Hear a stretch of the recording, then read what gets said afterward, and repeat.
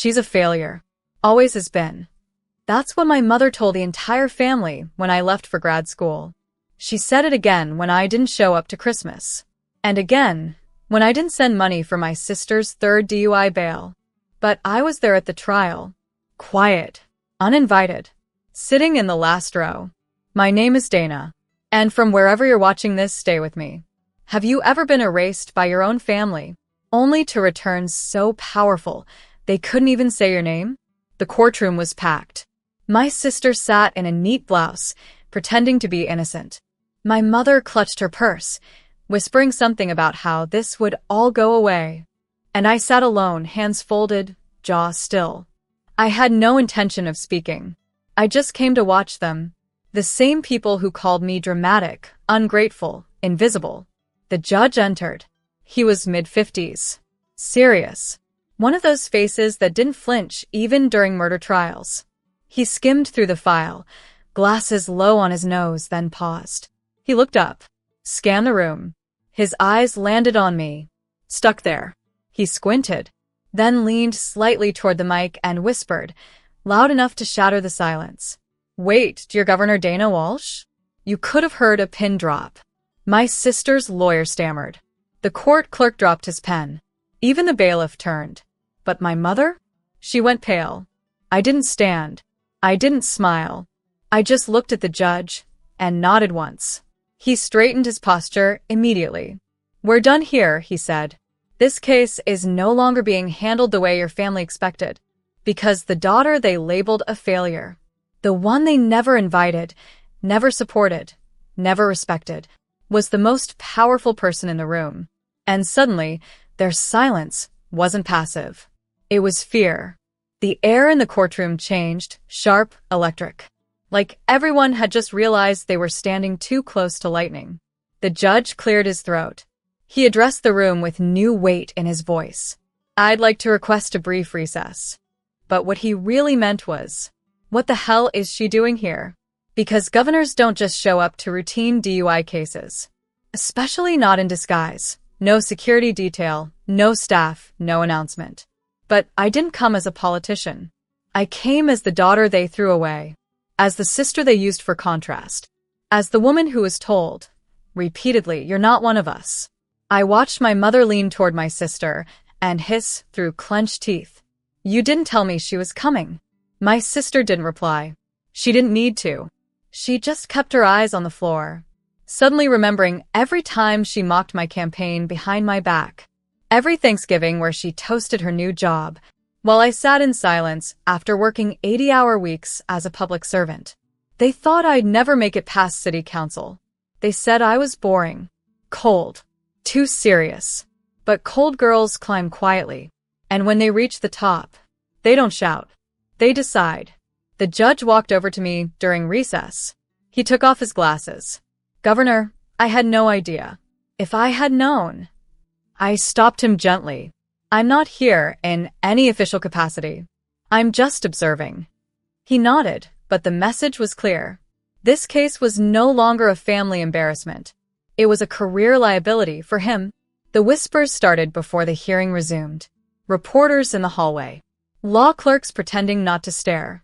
Even the opposing counsel leaned in and asked my mother, "Is that the Governor Walsh?" She didn't answer. Because how do you explain disowning a daughter, only to watch her become the most powerful name on the docket? And me? I sat there, quiet, still, unapologetic, because I didn't come to flex power. I came to remind them, I am power. Court resumed, but the air was different now. Not a soul could look me in the eye. The judge returned to the bench, suddenly cautious, measured. He read through the file like it had just turned radioactive. My sister sat up straighter, her lawyer whispering furiously beside her. My mother? Still frozen. Still pale. Still clutching that purse like it held an explanation. Because here's what no one tells you. When a woman rises in silence, the people who mocked her have no script for the moment she turns back around. They were still trapped in the story where I was the family disappointment. The one who wasn't pretty enough, social enough, obedient enough. The girl who read too much and smiled too little. The one who left home and never looked back. But I didn't leave empty-handed. I took every wound, every insult, every time they said I wasn't enough, and I turned it into policy. I turned it into power. While they threw parties for my sister's failed business ventures, I sat in war rooms fixing the healthcare system. While they gossiped about how I couldn't keep a man, I rebuilt housing programs that kept thousands of families off the street. And now here I was, their failure, in a tailored navy suit, with the entire room standing still in my presence. The judge finally looked up. This case is being reassigned. Effective immediately. I will not be proceeding further. Conflict of interest. Translation? He didn't want the fallout. He knew this wasn't just another DUI hearing anymore. It was now attached to my name. My sister's mouth opened. Finally. Dana, please. I turned to her. Slowly. Now you remember my name. Silence. Because that's what guilt sounds like when it finally recognizes the person it tried to erase. I stood. I didn't storm out. I didn't gloat. I just turned to the bailiff and said, I'm done observing, and walked straight down the aisle.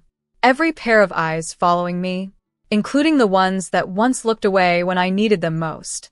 Because when you spend a lifetime underestimated, you don't have to slam the door when you leave. You become the building. Outside the courtroom, the press was waiting. They didn't know why I was there. Not yet. But someone had tipped them off that Governor Dana Walsh had been seen at a misdemeanor DUI trial. Microphones. Flashes. A whirlwind of questions. Governor Walsh, are you involved in this case? Is there a personal connection to the defendant? Can you confirm if the woman on trial is your sister? I didn't flinch. Didn't run. Didn't hide. I looked one reporter square in the eyes and said calmly, I was attending as a private citizen. No further comment. And I walked. Straight through the crowd. Through the cameras. Through the noise. Just like I always had. Because when you've spent your life being talked over, you learn to move with purpose, not permission. Back in the car, my phone lit up with missed calls. Mom, 3. Clara, my sister, 8. Unknown numbers, 12. They were spiraling. I could feel it. And still, I didn't pick up. Instead, I turned to my driver. Take me to the state office. Because I had a meeting to lead. On foster care reform. A system my mother once said I wasn't emotionally stable enough to understand. And now I was rewriting it. That night, alone in my apartment, I finally opened my sister's texts. Dana, I'm sorry. You could have helped me. You could have warned me. Warned her? Warned her that I had survived years of being treated like the family embarrassment, that I turned shame into strategy, that while they mocked me, I was memorizing everything they stood for. So, I'd never build anything like it? No. I owed her nothing, but I did reply. You had their protection. I had their silence. You were raised to believe the world owed you grace. I was raised to believe I owed it everyone else. Now we're both grown women. And this time, I chose me. Delivered. Read. No response. The silence tasted better than any apology they could offer. Because this time, I wasn't the forgotten daughter in the back row. I was the headline. The one who outgrew their story. And started writing her own. The next morning, headlines hit every feed. Governor Dana Walsh attends sister's trial, legal system shaken. Family drama at the bench. Walsh's silent message echoes louder than words. They didn't have the full story. They didn't need it. Because the photo just one said it all. Me. Standing quietly in the courtroom aisle. My mother frozen in shock. My sister turning toward me, mid-plea. The judge rising from his seat. That single image went viral. And suddenly, people started asking the real question. What kind of family ignores their daughter until the world doesn't? I didn't say a word publicly. Let the media speculate. Let my family sweat. Because silence had always been their weapon. Now it was mine. That afternoon, I received a call from a blocked number. I answered out of curiosity. It was my mother. Her voice was brittle, polite, exhausted. Dana, I didn't know.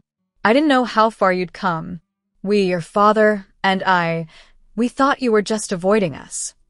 I stayed quiet. She went on. Your sister is in trouble. Real trouble. They're talking about revoking her license permanently. She might do jail time. You could help. Just say something. I looked out my office window at the Capitol lawn below. Clean. Quiet. Controlled. And said, you called me a failure. For years. And now that I succeeded without your support, you want me to erase the consequences of your favorite's choices. Mom whispered, she's your sister. No, I said gently. She was your golden girl. Now she's just an adult with a record. Then I ended the call. No yelling. No grand declaration. Just truth. Because for years, I begged them to see me. And when they refused, I became someone they couldn't look away from. Later that night, I received an email from the judge himself. Subject: regarding your sister's case. He explained the new handling judge had no intention of leniency. He thanked me for maintaining neutrality. He closed with this: what your presence did in that room will be studied in law schools. Not because of what you said, but because of how many people finally listened. And for the first time, I believed it. My silence was louder than all their years of noise. By the end of the week, Clara's sentence was finalized. License revoked. Probation assigned. Fines stacked so high her lawyers started asking for character witnesses. That's when they called in favors. Aunt Lydia reached out first. Always the family mediator. Dana, sweetheart, your mother is devastated. Your sister is humiliated. Isn't that enough? Enough? Was it enough when they whispered behind my back at every holiday dinner? When I got into grad school and Mom told everyone it was just a phase? When they called me cold, calculated, and career-obsessed because I wasn't smiling for their applause? No, Aunt Lydia. This wasn't about humiliation. It was about accountability. Clara didn't just have a drinking problem. She had an entitlement problem, fueled by a family who never held her to the same standard they buried me beneath. Now that standard had a name, a title, and power that didn't beg for validation. That night, I sat with my chief of staff reviewing policy briefs. Midway through, she looked at me and said, "Governor, you okay?" I paused. Because yes, I was okay. For the first time in my life, I wasn't fighting to be seen. I was watching the same people who told me I'd never be anything suddenly whisper my name with caution. I closed my laptop and answered, "I'm more than okay. I'm free." And I meant it. Because freedom wasn't the power I gained from being governor. It was the moment I realized I never had to go back to beg for love from people who only valued control. My sister was learning now that a last name doesn't protect you from consequences, that the quiet one they dismissed became the one who signs the laws. That courtroom never called me again, but the state legislature did, asking if I'd speak on ethical leadership. And the photo of me at the trial, now framed in my office, a reminder that no matter how far they tried to bury me, I didn't just rise. I made the ground beneath them shake. A month later, I hosted a policy summit in D.C. Senators, governors, federal judges, even international observers, all gathered in the East Hall of the Capitol. I stood at the podium, flawless in navy, notes untouched, because the story I carried didn't need a script. I spoke about systemic privilege, about accountability, about how consequences don't discriminate but people do. I didn't name names, but those who'd read the headlines knew exactly who I was referencing, and those who hadn't felt it anyway. Afterward, I mingled politely, posed for photos, shook hands, until a soft voice stopped me from behind. "Governor Walsh?" I turned. It was Judge Levinson, the man from Clara's trial. He extended his hand. "May I say what you did that day? You didn't say a word, and somehow you still taught us all something." I smiled. "Silence," I said, "is a language. You just have to decide who deserves to understand it." He chuckled, nodded, walked away, and I stood there, letting the weight of that moment settle into my bones. Because years ago, I would have given anything for my family to clap for me. Now, I didn't need applause. I had peace. Then something unexpected happened. The summit coordinator handed me a note. "There's someone waiting downstairs. Says it's personal." I raised an eyebrow, but I already knew. I walked past marble columns, out into the golden dusk, and there she was. Clara. No makeup. Hair pulled back. For once, no performance. She stepped forward cautiously, clutching a manila envelope. "I'm not here to beg. I just wanted to say thank you For not ruining me. You could have destroyed everything." I tilted my head. "You were already doing that." She looked down. "I'm getting help. I'm trying." I didn't hug her, didn't comfort her, but I didn't turn away either. Instead, I said, "Then don't try for me. Try for the person you become when no one's watching. That's who matters now." She nodded, eyes glossy, and handed me the envelope. Old photos. From when we were little, before it all got complicated. Then she walked off, and I stood in front of the Capitol steps, envelope in hand, realizing something powerful. My story didn't need revenge. It needed clarity. They didn't break me. They built the exact kind of fire I'd one day lead with. Back home, I placed the envelope on my kitchen counter. Didn't rush to open it. Just watched it, like it might still bite. That night, I sat by the window with chamomile tea. No guards, no cameras, no headlines. Just me. And finally, I opened it. Inside were moments frozen in time. Clara and I as kids, laughing in the backyard sprinkler. Dad grilling, Mom pretending to care. One photo of me in oversized glasses, holding a science fair ribbon, standing alone. No one was clapping. Not even them. And still, I was smiling. Even back then, I knew how to celebrate myself. That little girl didn't need a crowd. She just needed someone to believe in her. And eventually she became that person. I stood up and framed that science fair photo, right next to my framed inauguration one. Two girls staring back at me. One invisible, one undeniable. And both me. The next morning, I declined a call from my mother, then blocked it. Not out of anger, but because healing isn't about revenge. It's about choosing who still gets access to your peace. Clara's story wasn't mine to clean up, and my silence wasn't punishment. It was closure, because the woman they called cold built housing for the homeless. The girl they called dramatic wrote laws that protected children from abuse. The daughter they called a failure became a leader the nation now looked to in crisis. They wrote me out of the family. So I wrote myself into history, not with a scream, not with a crown, but with quiet, focused power. And a reminder to every forgotten daughter.